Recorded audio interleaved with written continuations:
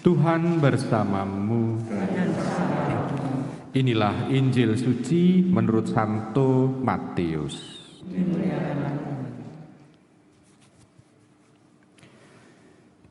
Sekali peristiwa, Petrus datang kepada Yesus dan berkata, "Tuhan, sudah berapa kalikah aku harus mengampuni saudaraku jika ia berbuat dosa terhadap aku? Sampai 7 kali?" Yesus berkata kepadanya, "Bukan. Aku berkata kepadamu bukan sampai 7 kali, melainkan sampai 70 kali 7 kali. Sebab hal kerajaan surga itu seumpama seorang raja yang hendak mengadakan perhitungan dengan hamba-hambanya. Ketika ia mulai mengadakan perhitungan itu, dihadapkannya lah kepadanya seorang yang berhutang 10.000 talenta. Tetapi karena orang itu tidak mampu melunasi hutangnya, raja itu memerintahkan supaya ia dijual beserta anak, istri, dan segala miliknya untuk membayar hutangnya. Maka sujudlah hamba itu menyembah dia, katanya, 'Sabarlah dahulu, segala hutangku akan kulunaskan.' Lalu tergeraklah hati raja itu oleh belas kasihan akan hamba itu, sehingga ia membebaskannya dan menghapuskan hutangnya. Tetapi ketika hamba itu keluar, ia bertemu dengan seorang hamba lain yang berhutang 100 dinar kepadanya. Ia menangkap dan mencekik kawannya itu, katanya, 'Bayar hutangmu.' Maka sujudlah kawannya dan memohon kepadanya, 'Sabarlah dahulu, hutangku itu akan kulunaskan.' Tetapi ia menolak dan menyerahkan kawannya itu ke dalam penjara, lalu dilunaskan segala hutang itu. Melihat itu, kawan-kawannya yang lain sangat sedih, lalu menyampaikan segala yang terjadi kepada tuan mereka. Maka raja itu menyuruh memanggil hamba pertama tadi dan berkata kepadanya, 'Hai hamba yang jahat, seluruh hutangmu telah kuhapuskan karena engkau memohonnya kepadaku. Bukankah engkau pun harus mengasihani kawanmu seperti aku telah mengasihi engkau?' Maka marahlah tuannya itu dan menyerahkan dia kepada algojo-algojo sampai ia melunaskan segala hutangnya. Demikianlah Bapakku yang di surga akan berbuat terhadap kamu apabila kamu masing-masing tidak mengampuni saudaramu dengan segenap hatimu." Demikianlah sabda Tuhan.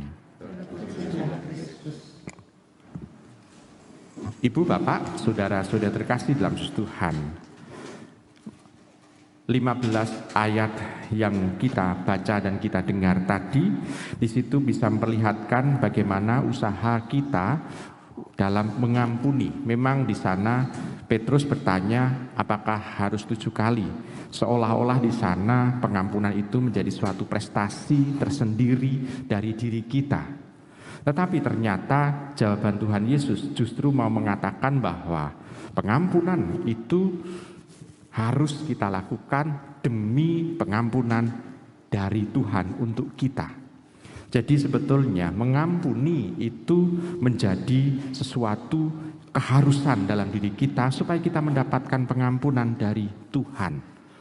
Maka pada saat ini, pada saat masa APP ini sebetulnya menjadi suatu latihan bagi diri kita, bagaimana kita latihan untuk juga mengampuni supaya kita mendapatkan atau memperoleh pengampunan dari Tuhan.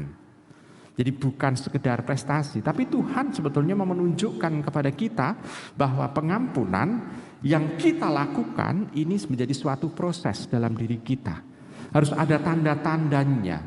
Pengampunan bukan hanya melulu ada kata-kata aku mengampuni kamu, tetapi harus juga ada di dalam hati kita bahwa kita sudah mengampuni orang yang bersalah kepada kita, walaupun sebetulnya tanpa kita bicara. Karena tanda-tanda orang mengampuni adalah kalau ketemu dengan orang itu kita tidak membencinya lagi. Lalu kita masih ingat peristiwanya, tetapi peristiwa itu tidak membuat hati kita sakit. Ini tanda yang kedua. Tanda yang ketiga adalah kita tetap bisa untuk bersendagurau, untuk guyonan, dan untuk bisa bicara hal yang mendalam dengan orang yang melakukan kesalahan terhadap kita. Itu tanda yang ketiga dari pengampunan itu. Kalau sudah ada itu, berarti kita sudah bisa mengampuni orang itu. Artinya tanda bahwa kita mengampuni orang itu.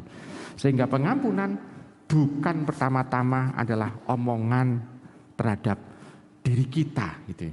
Ini kan sesuatu dalam diri kita, seringkali pengampunan hanya kita batasi hanya dengan omongan saja. Nah, Ibu Bapak, saudara-saudari yang terkasih dalam Yesus Tuhan, maka bacaan Injil di sini itu mau mengajak kepada kita, mari kita dalam kita mengampuni bukan pertama-tama secara lisan atau verbal, tetapi harus dalam hati. Lalu yang kedua, Tuhan itu memberikan keadilan kepada kita justru karena tindakan kita. Dan kita juga seringkali mohon pengampunan itu dalam setiap kali kita berdoa Bapa kami. Dan setiap kali berdoa Bapa kami, kita sudah ngomong kepada Tuhan, Tuhan ampunilah dosa-dosaku seperti aku juga mengampuni kesalahan orang terhadapku. Di sana kan suatu ungkapan. Maka kita bisa melihat pengampunan tidak boleh hanya selesai dengan doa saja.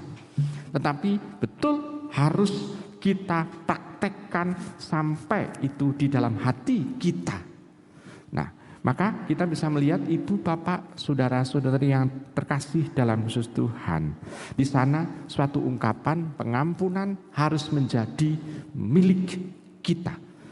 Dan juga yang berikutnya, pengampunan adalah semacam way of life dalam hidup kita. Jadi cara Kristiani yang ada adalah kita berusaha untuk bisa mengampuni. Maka ciri khas orang Kristiani pengikut Tuhan adalah kemampuan orang itu bisa mengampuni. Walaupun orang itu mempunyai kesalahan yang sangat besar untuk kita.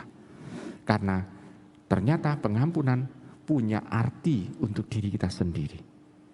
Rugi kalau kita tidak bisa mengampuni orang. Kenapa? Karena kita selalu berpikir kepada orang tersebut. Mau makan, mikir wong kuwi. Apalagi ketemu di jalan, mikir orang itu. Mau tidur, mikir orang itu. Seolah-olah orang itu menjadi beban dalam hidup. Tetapi kalau pengampunan, kita berarti tanda meletakkan beban hidup kita. Sehingga kita bisa terbebas dari beban itu. Nah, ibu, bapak, saudara, saudara kasih.